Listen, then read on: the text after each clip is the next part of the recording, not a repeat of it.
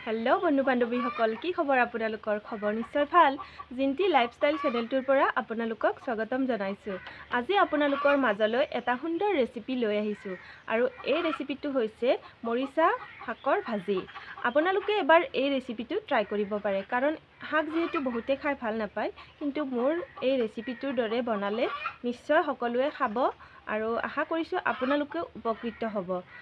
মোৰ ভিডিও অলপ খেলিমেলি হৈ আছে মানে মাজে মাজে ব্লগ আৰু কেতিয়াবা ৰেচিপি বলকচোন এনেদৰে আপোনালোকৰ মাজত যোগাযোগটো ৰাখো মাজে মাজে ব্লগ আৰু ৰেচিপিৰে আশা কৰিছো আপোনালোকে ভাল পালে লাইক কমেন্ট শেয়াৰ আৰু মোৰ চেনেলটো সাবস্ক্ৰাইব কৰি দিব আজি আপোনালোকলৈ এইখিনিয়ে আগবঢ়ালো চাই থাকিব ভিডিওটো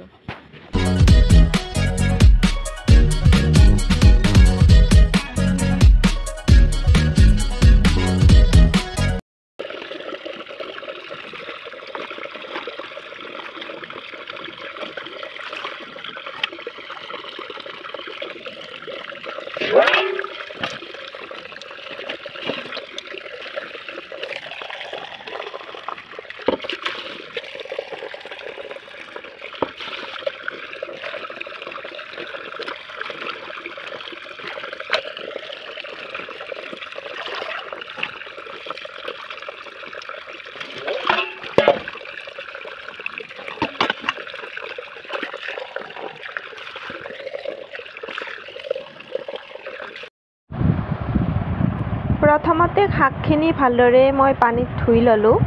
ধুই লৈ অলপ পানীটো যাবলৈ দিলো অলপ টাইম ৰখি দিলো তাৰ পিছত চুৰি এখনেৰে এনেদৰে মিহি মিহিকৈ কাটি ল'ব লৈছো মোৰ ইমান মিহি নহয় বাৰু কিন্তু তথাপিও আপোনালোকক দেখুৱাবৰ কাৰণে চেষ্টা কৰিছো মিহিকে কাটিবলৈ আৰু বেছিকে মিহিকে কাটি ললে মানে সোৱাদটো বেছিকৈ লাগে যিমান পাৰো চেষ্টা কৰিছো মিহিকে কাটি লবলৈ এতিয়া তাৱাখন মই বহাই দিছো গেছত তাৰ পিছত কণী এটা ফ্ৰাই কৰি লম কাৰণ কণীটো এনেদৰে সৰু সৰুকে কাটি লাষ্টত দি দিব লাগিব কেৰাহীখন বহাই দি তাত তেল দিছো গৰম হ'বলৈ তেলখিনি গৰম হোৱাৰ পিছত এটা কাটি লোৱা বিলাহী দিছো ইয়াতে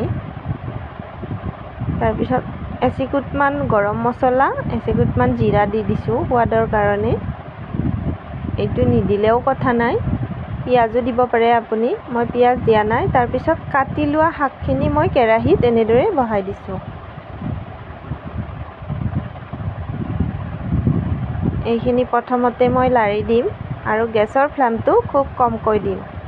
যাতে শাকখিনি তলত লাগি না যায় শাক খাই বেয়া পোৱা মানুহেও এনেদৰে টেষ্টিকৈ বনাই দিলে খাব এতিয়া ইয়াত হালধি আৰু নিমখ পৰিমাণ অনুসৰি দি দিছো তাৰ পিছত কাটি লোৱা দুটা জলকীয়া দি দিছো আপুনি জলকীয়া বেছি খালে বেছিকেও দিব পাৰে মই দুটা দি দিছো আৰু অলপমান লাৰি দিছো তাৰ পিছত ঢাকনি এখন দি দিছো যাতে শাকখিনি অকণমান সিজি যায় এয়া শাকখিনি সিজিবলৈ লৈছে তাৰ পিছত পিছি লোৱা বগা সৰিয়হ অকণমান ইয়াতে দি দিছো এনেদৰে সৰিয়হ দিলে খুব টেষ্টি হয় আপুনিও এবাৰ এনেদৰে বনাই খাই চাব এইখিনি ভালকৈ সিজিবলৈ দিয়াৰ পিছত ইয়াত কাটি লোৱা কণীখিনি দি দিম এয়া চাওকচোন কিমান ধুনীয়া হৈছে